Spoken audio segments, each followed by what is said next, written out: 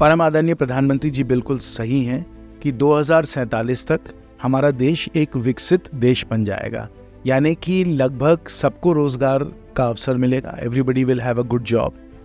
सब लोगों को बुनियादी सुविधाएं, बेसिक सर्विसेज मिलेंगी और हमारा देश का इंफ्रास्ट्रक्चर एकदम एक विकसित देश के तरीके का होगा। I think the greatest accomplishment of honourable prime ministers government is going to be the social security system that we have developed at the macro level, which of course I will then talk about at the micro level also.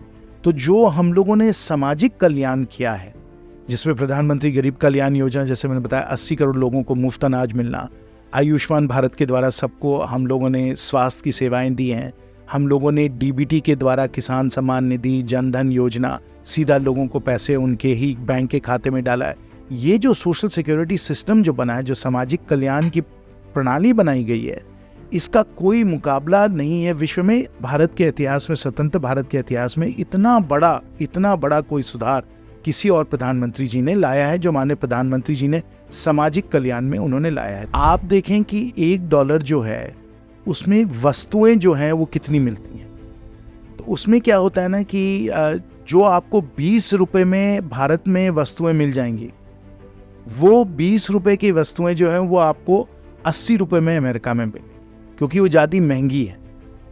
ठीक है, तो इसलिए अगर आप purchasing power parity में देखें तो purchasing power parity में हमारी इकोनॉमी जो है वो 4 गुना ज़्यादा बढ़ी है। So Germany and Japan are only growing at 2% a year at most. We are growing at 7% a year. So we are soon going to surpass Germany and Japan even in absolute dollar terms. We have already surpassed them in terms of purchasing power parity terms.